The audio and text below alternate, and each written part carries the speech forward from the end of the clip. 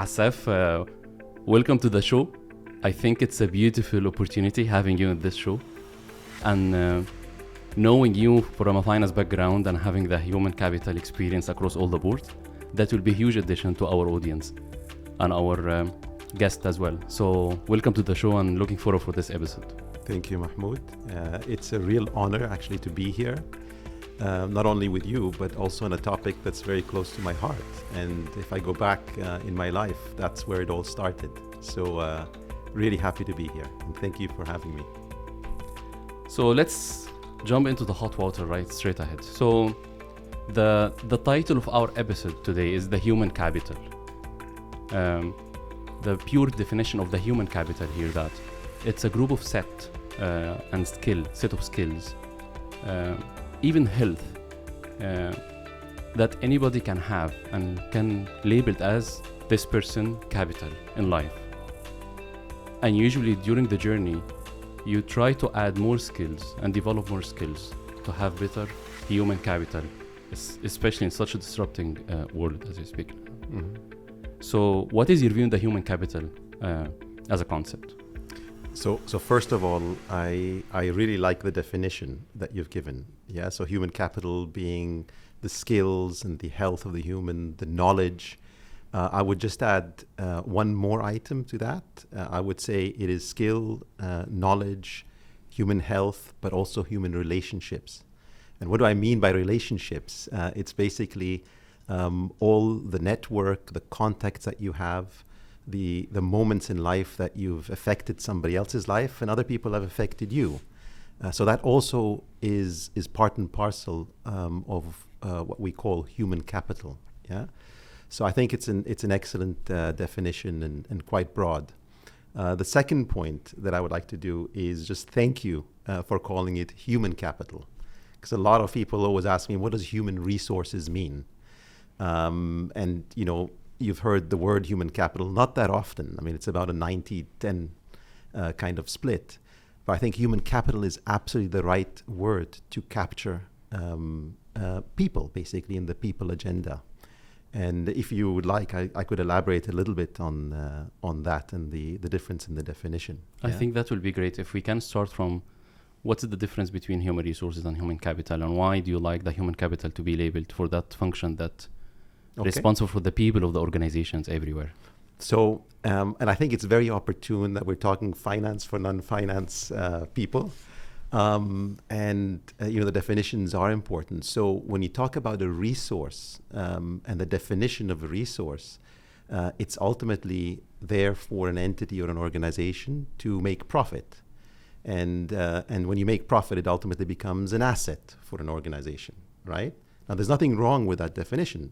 People are ultimately assets for a business, and they're there to make a profit, right? And to grow the business.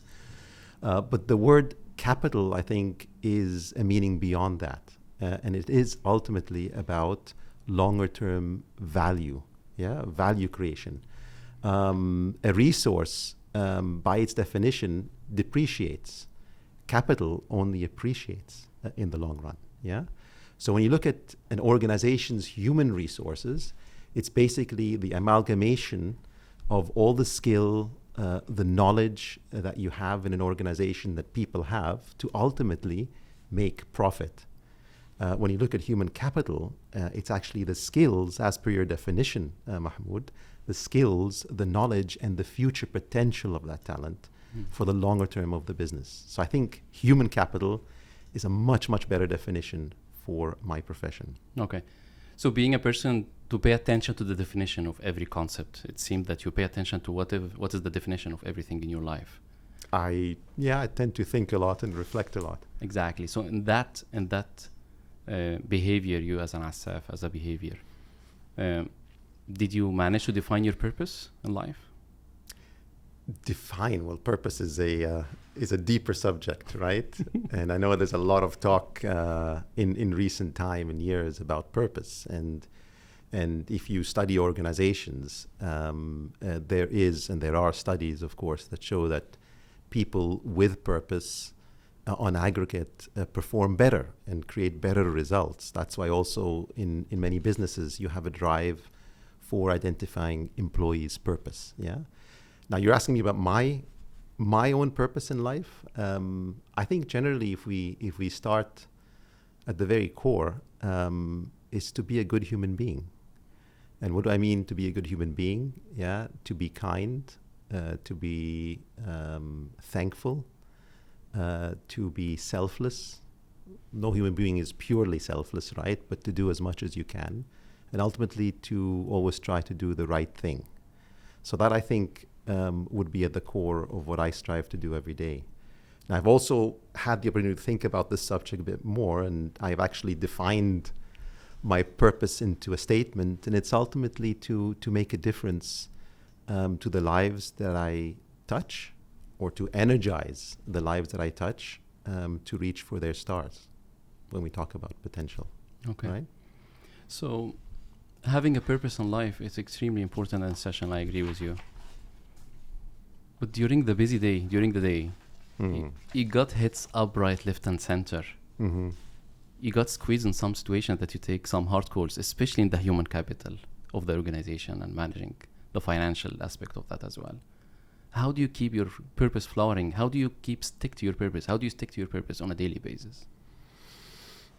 How do you stick to your purpose? I think one is always keeping its center in mind, and it's not just there a statement or a thing that you put on. It's something to reflect on, and as you go through life, to think about that deeply. And is that really what you're here for? Ultimately, it's the reason for being, right? In Japanese, they have a definition, and it's a very good book called Ikigai, yeah, which is life's purpose, right? Ultimately, the reason for being.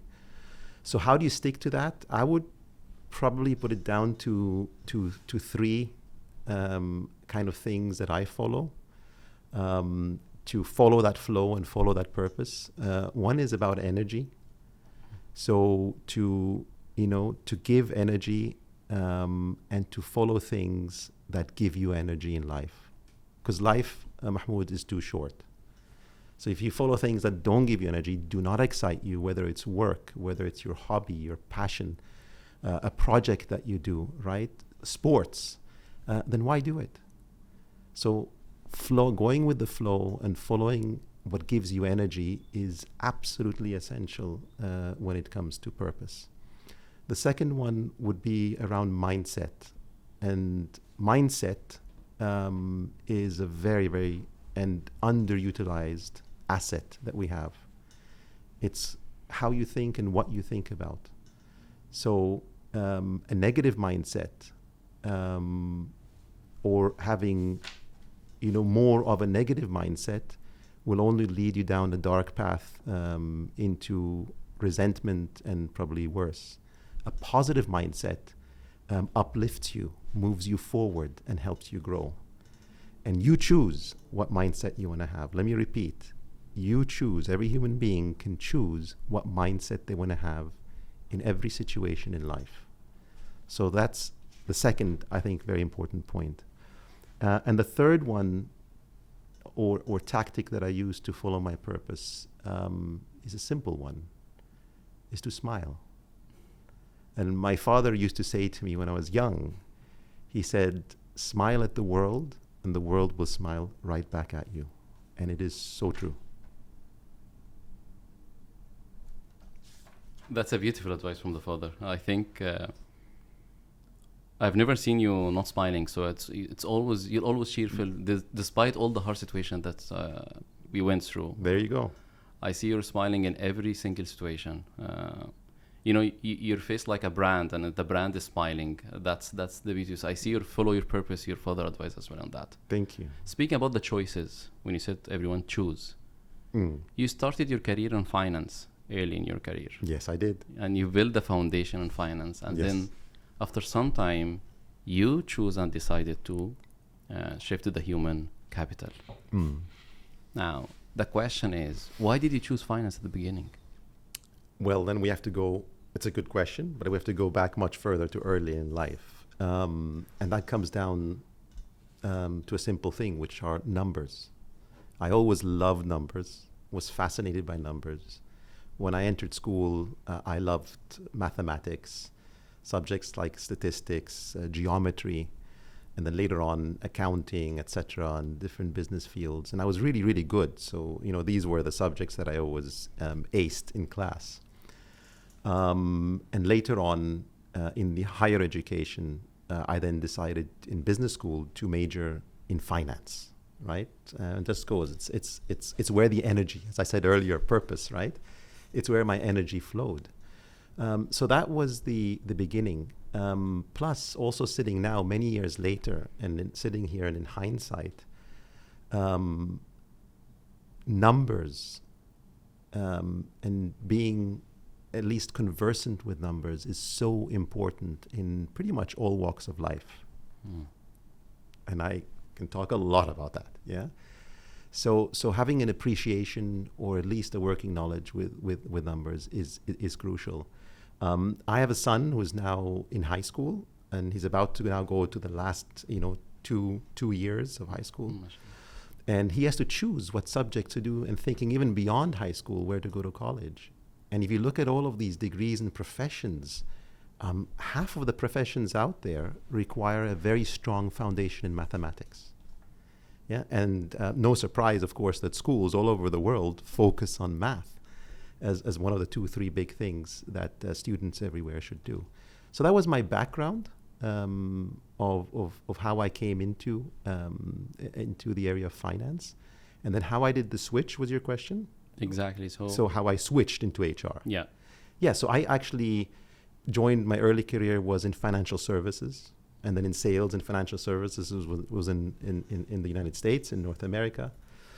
And then I joined, I came back to the Middle East, joined fast-moving consumer goods industry, came into a very good training program, also then joined the finance function naturally.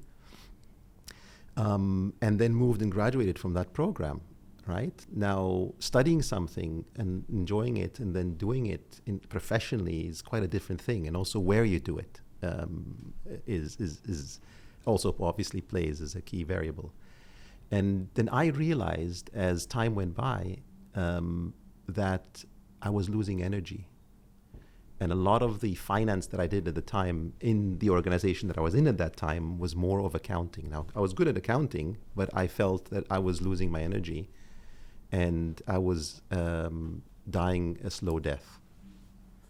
So again, going back to purpose and where your energy is, I felt I needed something else in life. And the move to HR was both a pull and a push. So the push was exactly my energy and my purpose, and I felt I needed something else to really look at professionally. Yeah, and the pull was I had a high profile in the organization at the time, which is other than the jobs that I was doing. I was in every event, extracurricular activities, etc., and I had a high leadership profile, if you say that. And the pull effect was that both in other functions, in marketing to be specifically, and in HR, the leaders of those functions, the chief marketing officer and the chief HR officer, both wanted me to come in and join their functions. And the gentleman who won was the person in charge of human resources at the time. And he got me over to come to work on a 1-year project in the HR function. I loved it so much that 1 year turned to 2 and 2 into 4, and before I knew it, I fell in love. And I had a career in HR. And what really made it was really the interaction, going back to my purpose, the interaction with people. So being around people, impacting people's lives, I just found myself. And I guess that's how I ended up in HR. Okay. So that's a very smooth transition in terms of how you started and then how you ended up and following your purpose at the end, which impacting your daily decision, as you can see. You mentioned something about the leadership profile. There's a perception that people who are specialized in the human resources, they got all the courses and their leadership skills should be as a benchmark versus others, because they are the one driving the leadership training across all the board for the organization. They need to walk the talk when it comes to leadership principle. So the question for you, how do you describe your leadership style? Oh, that's a deep question. So my leadership style, and actually, on the subject of leadership, it's something that I'm actually studying at the current moment, and I'm fascinated by it. Yeah, because there's so much talk about leadership and what makes an effective leader in an organization, in a non-for-profit, in politics, right? So it's a fascinating field. Now, if you ask me personally, what defines my leadership style, I would say, first and foremost, it's about, I would say, resolute and results-oriented. Yeah. So I love a challenge. I love achieving, and I love anything that's sent at me. I love just delivering, and that's probably a little bit the competitive nature that I have in me. But it's really resolute and driven. Another one that I would like to say is, and for those that have worked with me would know that I'm an anti-hierarchist. Is that clear, or should I explain that a little bit more? I absolutely abhor hierarchy of any form, titles, special treatment, etc. I believe every human being is the same regardless of where they are, what the experience that they have, and I like to exemplify that in my leadership and in my team. So that would be the second trait that I have. The third one that we've already spoken about is about energizing. So I think it's fundamentally a role of a leader to energize the people that he or she leads, and to bring that positive nature out, and not to come across as down or dull or show when times are tough. Yeah. So bring people up and continuously have them engaged that they can do and they can achieve. Yeah. So remaining nice, composed, and calm in the eye of the storm is fundamentally important. Fourthly, I would say focus on talent. Ultimately, that is the role, and here we're talking about human capital and people. A leader's fundamental role is to be a leader of people, right? Because otherwise, if there's no people, then who do you lead, right? It's about taking people from point A to point B. So the focus on talent, I think, is crucially important. Back to myself, I would say also caring. I think there's a strong element of care for my team, particularly in the people that I lead. And I have a funny saying that people used to say when they go on leave, etc., Asaf, you're having, detachment anxiety. Because I always said, when are you going to come back, and, be safe, etc. So I think care is a good thing to have. Another one would be tough love. So leadership is not easy. And the fundamental role of leaders are sometimes, it's not a popularity contest, but you have to deliver difficult messages. And you won't make everybody happy. And there are people that are going to be disappointed in you. And that is just a role that a leader has to take. So tough love is not mean love. It's being tough, but you do it because you love the individual, right? Delivering honest messages. And finally, I think it's as simple as just doing the right thing. And this is easier said than done, because every leader, Mahmoud, or most leaders, will be tested, right? When times are tough, it'll come, and what they say and what they do in the face of adversity will define their leadership brand. So I think that would be another element, which is always try, whatever the situation is sit back and reflect, and always try. You can't always do it, but always try to do the right thing.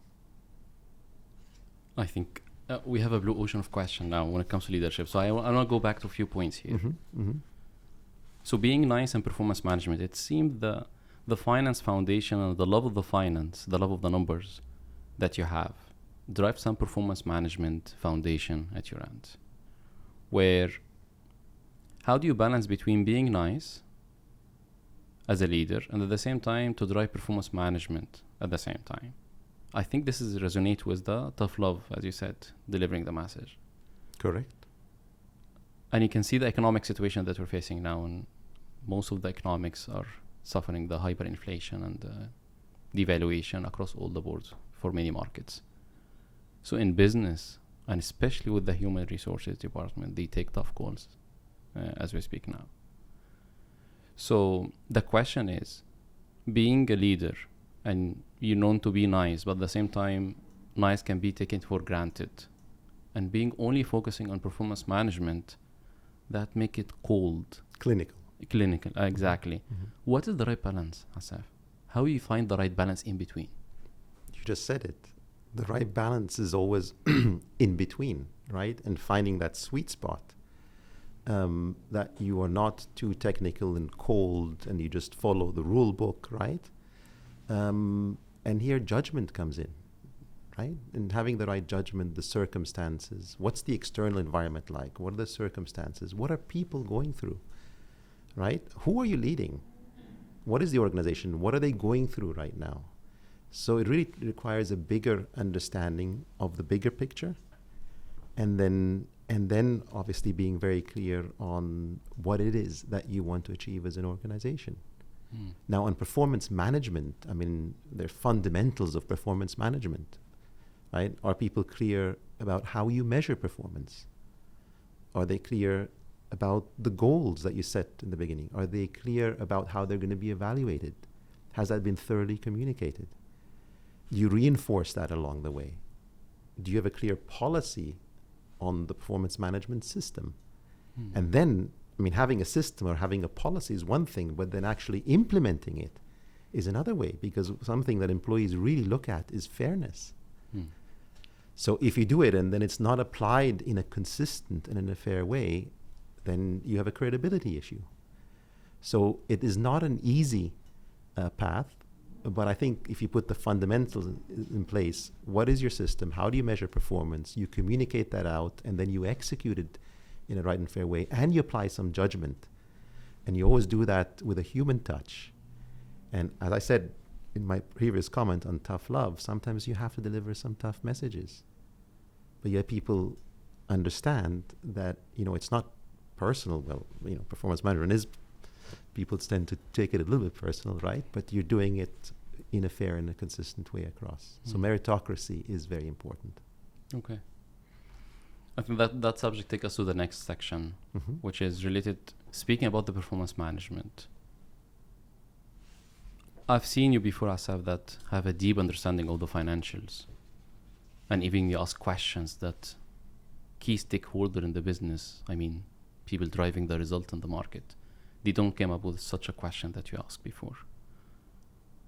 Now, how do you see the finance understanding, the financial understanding in the human resources department can benefit the human resources department as an overall? Oh, here we are. Exactly. This is the heart of the question, right? Exactly. Well, I'm positively biased on this question, and I would say hugely, right? Absolutely hugely. And I know we're going to talk about this, and this is the topic of today, but I think it's a great deal, right? So being aware of the core value drivers of a business, an organization, or the institution that you're in, it could be a university, right? Is fundamental for every employee to know, or at least people in management to understand and to appreciate. What drives value for this entity or this organization, right? And regardless of what role you are and what role you play. So I think that's number one. And, I can give you a little, maybe it's not the best analogy here, of working in a foreign country. Let's take Italy, for example, right? You can get by with speaking English. But if you spoke or at least had an appreciation for, and you were conversant in Italian, you would have a much deeper understanding to the local customs and culture and the inns, right? It would make a difference. Another analogy that I could give you, for example, which affects all human beings, which is our biology, our bodies, our health, right? You mentioned health earlier on. So having being conversant with medicine, human health, the body is very important for taking care of yourself, right? And having a healthy and long life, inshallah, right? So similarly, in any organization, understanding the fundamental value drivers, and within that numbers and finance, is only a plus that you can have, right? You can get by without, but it'll certainly not be as it is if you were conversant with it. I hope I made that clear with those analogies. That's a beautiful picture for Finance One and a Finance podcast. I fully agree with you. Okay. So here we're not saying that Finance for non-finance is the end of the world. You can survive, definitely, without it. As you said. You can. Exactly. Yes, you can get by. But definitely, it's a huge different experience once you know the language of the organization that you're working in. Absolutely. I fully agree with you. Absolutely. Okay. So speaking about the understanding of the financials within the HR department, if there's anything else you want to add to this? Yeah, so Mahmoud, I think, if you look at the HR department or the human capital department, just like finance, it's defined as a non-revenue generating function in a business, right? And I remember, I used to be in a meeting where external auditors came in and they used the terminology. This is some global terminology and saying non-value added function. And I said, what are you saying? I was almost insulted. But what they actually meant is that it's a non-revenue generating. It's not front-end business. Yeah. So being in such a function in an organization, and I'm going to go back now to HR particularly, you're a cost center. And if you're a cost center, I think an appreciation of where money comes from and how to spend that money and how to measure a return on investment on that money is crucial. So one thing that I always drive in my more senior HR team members particularly is to have an appreciation and understanding of this, what I call the investment cost equation, right? Or the cost value equation. Right? So if you're going to invest this kind of money behind training, behind recruitment, right? Or in a new reward or recognition system, what's the value that you're going to get out of that? Yeah, so it's really important to know. And finally, I think on this topic, one thing that I always look at also is the background of people that come into the HR function. Some of the best HR people are people who come with a business background. Engineers, finance, even PhD holders, right? And it makes them stronger because they do have that appreciation for business. Okay. Now the sync between HR and finance. Mm-hmm. Do you think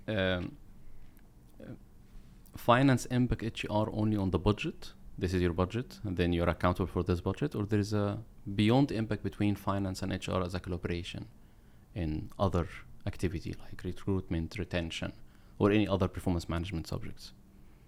I didn't understand the question fully. When you say the impact? Yeah. So the sync, how do you see the sync between finance and HR in a daily work?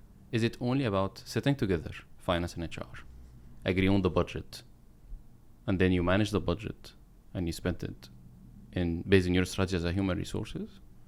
Or there is something beyond, much more deeper impact between finance and HR? No, it is. I mean, finance and HR, and I think, whatever roles I've had in HR, particularly the board roles that I've had, the most important partner in the business or on the board that I've had, I mean, all of them are important, don't get me wrong, but one of the most important that you spend a lion's share of time with would be the finance partner or the CFO. Mm. And there has to be a really good understanding and a cooperation there. Finance understand the business and the different value drivers and the levers of the business, and HR HR are responsible for human capital, right? Which are people, which is a big element of the organization. So you have physical assets, and then or brands or services of an organization, right? And then you have people of an organization. Both are crucial. So I think there's a very, very strong relationship on all of these elements. And if you look at any organization, I call it the C-suite trinity, which is the CEO, the CFO, and the CHRO. And all of them play a very crucial role. One sets the direction of the organization and sets the strategy. The other one ensures that there is enough, funding in there, and to make sure that all the value drivers are in place, and sources the budget and where the money comes from, and sets the targets, the business targets for the organization. And then you have the CHRO, right, that looks at organization and talent strategies, right? So what are you going to do around, transformation initiatives, culture initiatives, recruiting, training people, rewarding people. So it's a very, very close relationship that they have to have. And similarly, when you have the annual exercise, right, or the strategic plan or the annual budgeting exercise, the strategy comes, funding for that strategy comes from finance. And then how do you align people investment and organization investments behind that strategy? And the sweet spot is in between. So there's a trade-off and a pull and a push, right, between those. And all of these three roles need to challenge each other and also hold each other accountable. So there's a nice checks and balances, I think, in this equation. And I've gone through enough of those to fill many podcasts. Speaking about the challenge, and here we're speaking about finance for non-finance. If you can just elaborate more about the debate or push each other between the CFO and CHRO. Yes. Okay. How can you elaborate more on that? So it's very simple. I mean, HR people, by their very nature, right, are these, energy bees that want to go out there and invest. What they want to do, their sole purpose is to go and invest behind people. They want to bring in the best people, no matter what it costs, right? The best people for the organization. True. They want to spend a lot of money in their development skills, their leadership development, right? And they want to spend a lot of money on the culture of the organization, all the activities that come with that, and building capabilities in the business. That requires money. So they're always seen kind of as the spenders, and that's right. They're doing kind of not a wrong thing, right? Finance, on the other hand, then I say, listen, we have a balance sheet, we have a P&L, right? We have business targets, and this is what we can afford. So there's kind of a pull the other way there, right? And then there's the CEO in the middle that says, listen, this is the strategy. That's what I want done. You guys go and figure it out, right? So that's what I meant. There's a very nice and healthy pull on all of those, and the right place probably will be somewhere in the middle. Okay. I don't know if that answered your question. It does answer my question. Speaking about the P&L and balance sheet, I love what you brought to this discussion now. Exactly. From an HR point of view, what are the financial metrics, the basic financial metrics that HR team, they need to be aware of to drive their work effectively and efficiently? Okay. When you say matrix, you mean the HR measures? Not specifically HR measures, the financial measures that the HR team need to be aware of. Okay. Like so the basic financial matrix. So what we look at. Right? Exactly. Yeah. I mean, so I think, very good question, and something that I've also spent a great deal of time on. How much time do we have? We still have 10 minutes. We still have, okay. Yes. So I'll try to go through them, and you just pause me if I've spoken too much. But I think one key thing just coming out of your previous question would be overheads or indirects, right? And these are the costs, and I don't need to define it, but for our audience, right? These are the costs basically that cannot be attributed to a product or a service, but are the general overall costs that are shared in an organization. And if you look at overheads, it differs from business to business and industry to industry, but a big chunk of overheads are usually people costs and the associated costs, which are benefits and bonuses, et cetera, and recruitment costs, right? So when you talk about folks in the HR function, just like in finance, our financial brothers and sisters, it is really, really crucial that there is a fundamental understanding of what is going on in those indirect costs and what is not going on. What are the trends? Where is the fat? Where are opportunities for investment? And that comes over time. That doesn't come just looking at a sheet, right? So really understanding in depth. So I think that would be one overall measure. Another one, which is probably simplistic, is the number of people. Now, this is not as simple as it sounds. So what are the number of people employed? Who's part-time, right? Where are they in the world? And then don't forget that every point in time, every week of the year, there's people flowing in and there's outflows. So how do you account for that and know exactly where those conjugations are. So, that is another key measure that we use. Now, if we get into some more of the financial specifics, I think one thing that people in human capital look at are productivity measures. And this is employee productivity. Yeah. So one is, we call it percentage turnover or revenue per employee, which is basically if you divide the total revenue generated by the company divided by the total number of employees, it provides insight into the productivity and the efficiency of your human capital, right?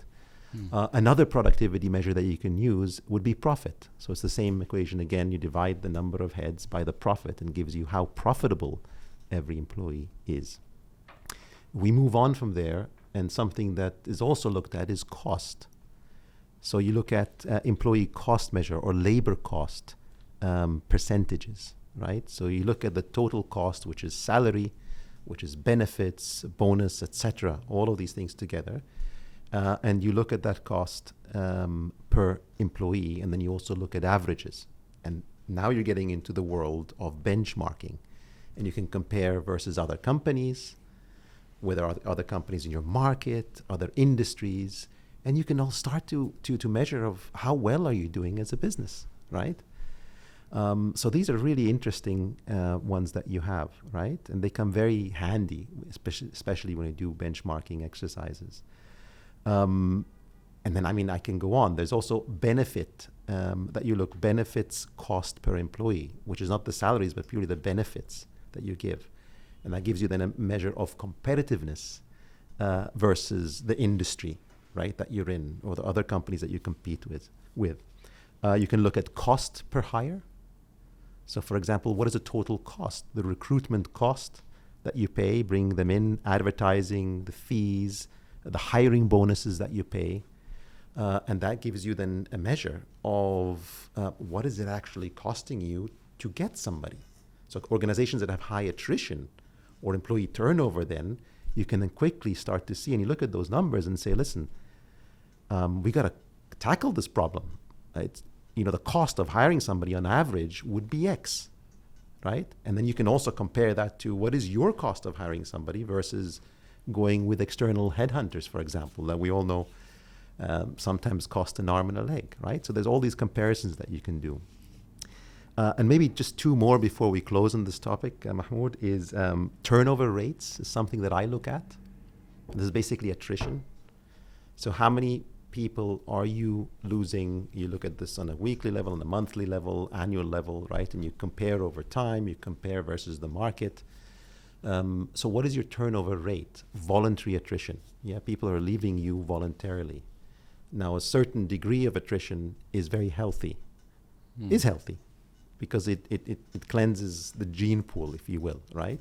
Too high attrition becomes dangerous. Why does it become dangerous? Because it's a costly affair, as I just explained. It becomes very increasingly costly. And also the outflow then of human capital, which is the knowledge and the skills that you have, will open whole other problems and other doors of problems to tackle, right? And then maybe one more would be on the famous return on investments, right? And this is something I've spent years on, is how do you measure return on investment in HR or human capital? Particularly when it comes to skills training, leadership training, which I've often termed the holy grail of metrics in HR, because nobody has really cracked it and has had an absolutely foolproof metric to measure return on investment, right? So you look at talent appointments, right? Trainings that you do, particularly expensive leadership development. What is the return that you ultimately get on that, which will then feed into the next cycle of how much you want to invest in future times, yeah, and in future years. So ROI would be another final one that we look at, and of course there's many more. But I think we're out of time on this one. I think these are the levers in how the HR team, they are managing their budget. Mm-hmm. If we have these matrix very clear as a scorecard for everyone, they know how to manage their budget effectively and efficiently, and the direct link of this knowledge to the P&L. Absolutely. It's obvious that Yeah, These are the basics to manage the core job. correct. Okay. Now, so having this discussion, so you know the concept of the rolling forecast of the financials, and in every organization, even on institution and organization like university, they have their forecast, financial forecast. So financial forecast, they get all the inputs from different departments, including HR, and then they have the rolling forecast process. Me as an HR person, if I just stick to what I have at the beginning of the year and not following the movement of the financial forecast, it will impact my life. Now, if you can elaborate more how the financial forecast as a concept, as a process, impact the human resources department.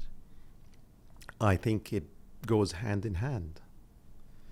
So, as I think alluded to earlier, Mahmoud, is that you have a financial planning process. You also have a people planning process, or people and organization planning process. And both of them, when you have a people plan that's aligned to the organization strategy, you then need to have a financial plan that's aligned to that. Otherwise, it's a non-starter from the beginning. And I've seen also situations where these are not aligned, and then you have pain throughout the year. So a strong alignment from the beginning, and then also a strong monitoring of that as you go along. So the same thing that you do in finance, right? You monitor it with scorecards every month. How are we doing? Are we investing what we said we're going to invest? If not, why? Are we over-investing? Well, how do we pull back, right? Or how do we rechannel resources or funds from here into other things, right? Which brings me into the topic of flexibility, because I think, as the world is just changing at an incredible pace, and we all talk about this topic of agility, right? Things, there are all these disruptors that are coming in, and year to year is just a very static process. When you talk about a financial plan or a people plan, organizations and people and leaders of organizations have to be flexible.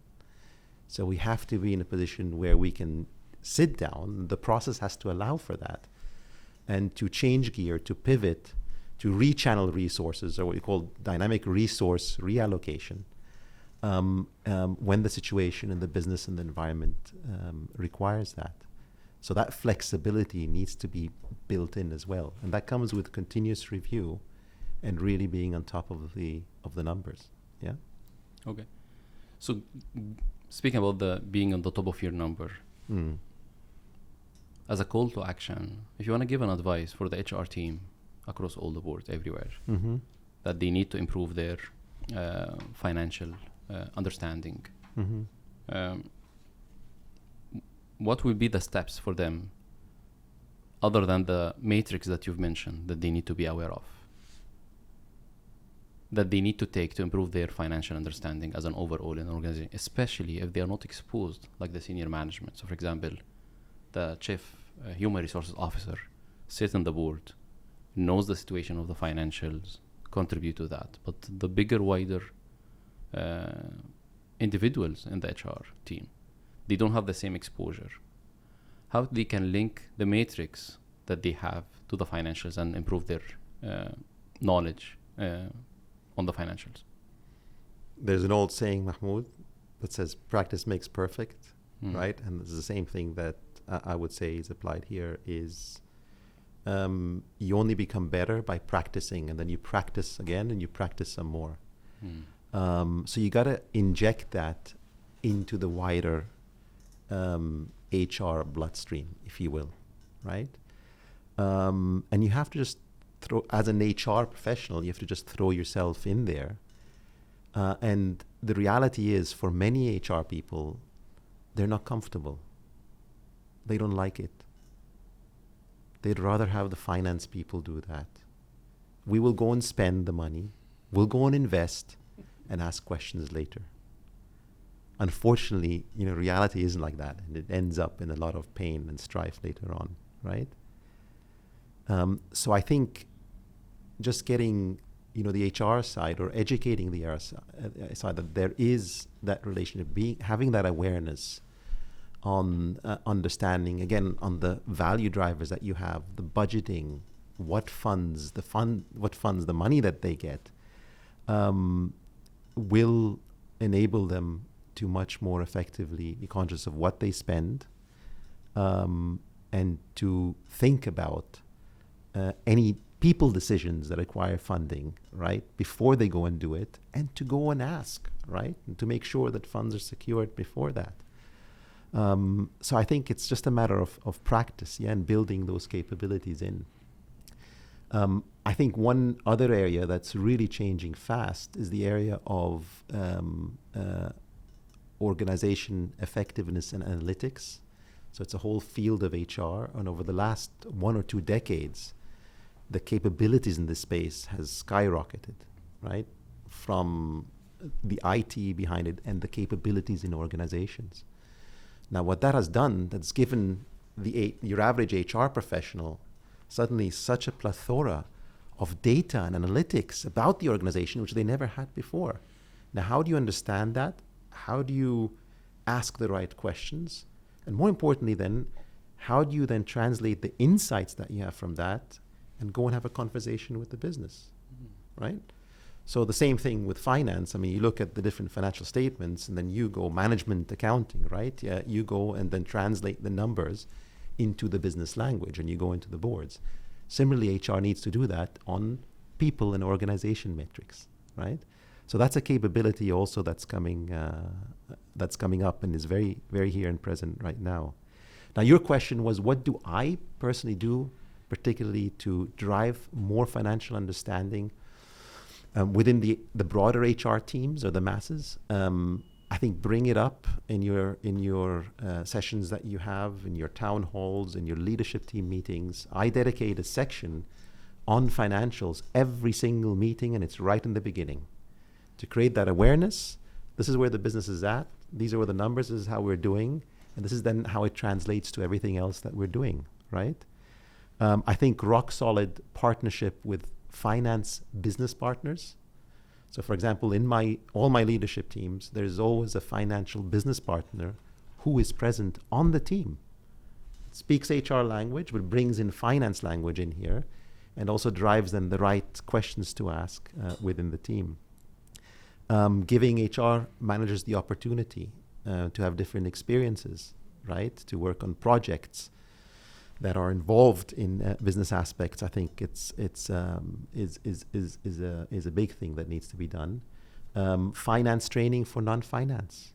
Mm-hmm. I mean, that's one thing I look at very often is, have they had any finance for non-finance? Our topic of today, training.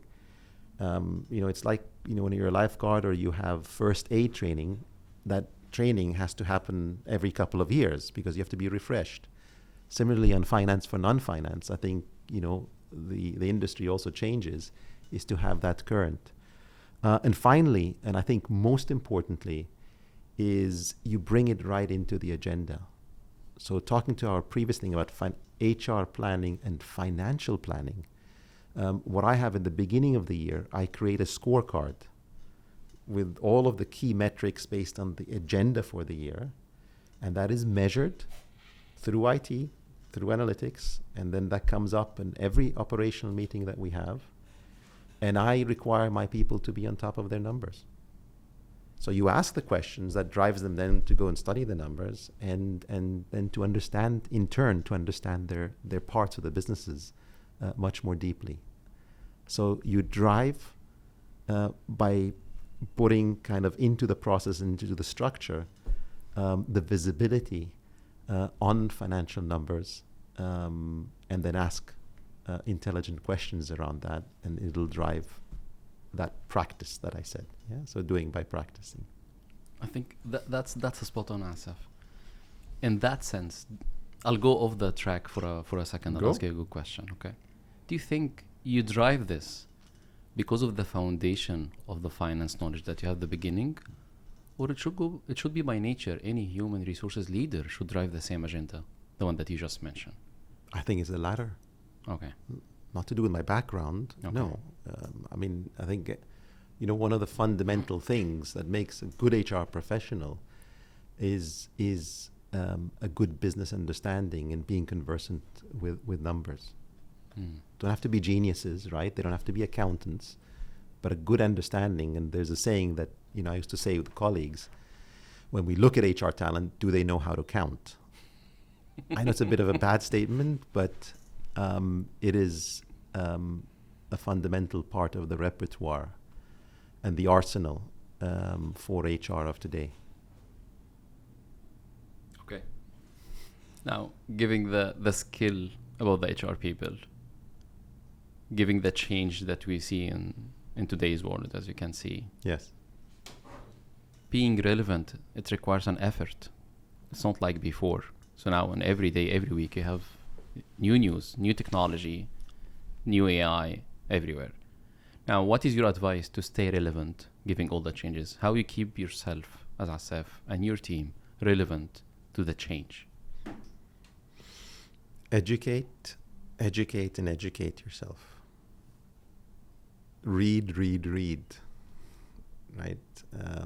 Go out there and stay relevant. And your question is so relevant to today, not only in HR, but I think in every function out there. True.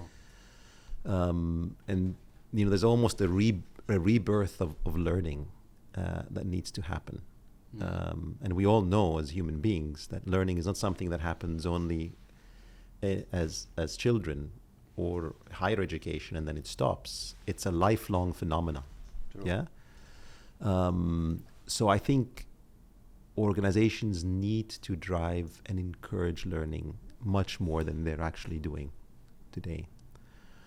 Now in HR specifically, I think there's two elements. One is reskilling and the other one is upskilling.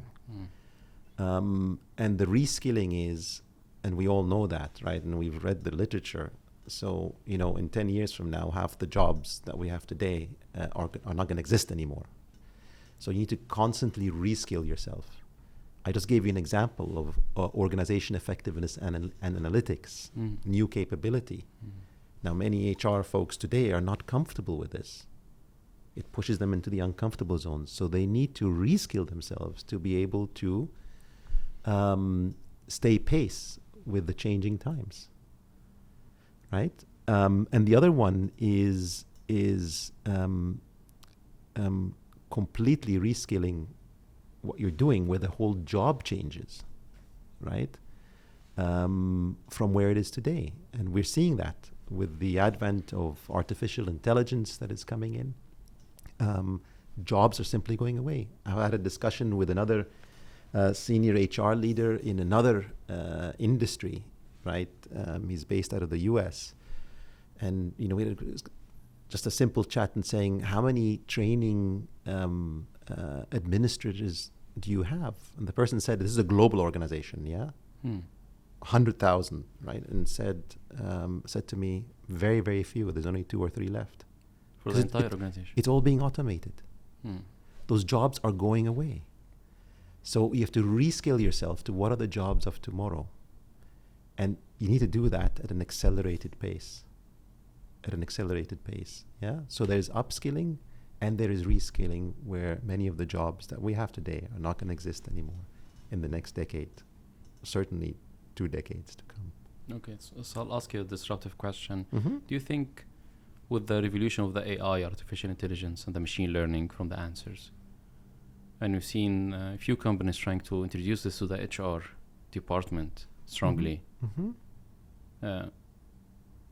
do you think the HR team will never exist in the future, like in 15 years from now? It will be human-based? No. No, right? No. I do not think that. Okay. I know that's something that has been talked about in the past. I think like any function, there is disruption. Yeah, the degree of that disruption will change. But I think a lot of things that are standard and that can be automated, artificial intelligence will come in. I just gave you the example of recruitment. Like sitting here, sifting through thousands and tens of thousands of CVs, doing tests, etc., administration of all of that can be automated. And through artificial intelligence and algorithms, right, you can pretty accurately filter through that. So the whole jobs will change. And they need to change then to doing different things. But the HR function or human capital function as a whole, I think it is crucially important. So speaking about the automation and AI, Mm-hmm. I can imagine someone joining tomorrow the human capital department in any organization. Once he or she hear the automation, the AI, the impact on the human resources now, Mm-hmm. maybe they will feel uncomfortable a little bit. But you give the assurance that this department now is more important than before, especially with the technology going on. Now, if you're going to give one advice to that person joining tomorrow the human capital department, what would be this advice? Only one, or can I give you more than you one? can give more than one. So I will probably start with a broad statement and go out on a limb here and say that there has never been a better time to join the human capital function than today. And this is not just an opinion. This is actually speaking to business leaders in different industries, speaking to a broader network, speaking to individuals who head up search firms, and particularly also in the GCC region. The amount of transformation and churn and challenge that is happening in the space of leadership, of talent management, of organization redesign, overall business transformations, capabilities and skills, and organization culture, it affects every business if you go around, right? So I think the opportunities will only become bigger, and the nature of work will be as exciting as anywhere. So if you're thinking about, and this is not an advertisement, but if you're thinking about joining the human capital function, or even going and studying human resources, there has never been a better time. And there will be terrific roles as you go into the future. Secondly, I would ask anybody contemplating HR about joining HR is that it's not to see it as a business function or a support function. It actually is a core function of the business. Yeah, not support, but it's a core business function. And the mindset here is crucial. And I think the mindset should be a lot of what we're talking about here today on this very podcast is that you're going into business, right? That, or if you're not in a business, right, or profit-making business, that you're going in there and looking at the value drivers of the entity, the institution, the university, the whatever it is in, right? So looking at it more holistically from a value point. And the third piece of advice that I would give, and this is probably a little bit left-wing, is study psychology. And this is not something that I've done earlier in my HR career. And I've only kind of, over the recent years, I've started to get into this more and more. And it is fascinating field to understand the dynamics of people and human behavior.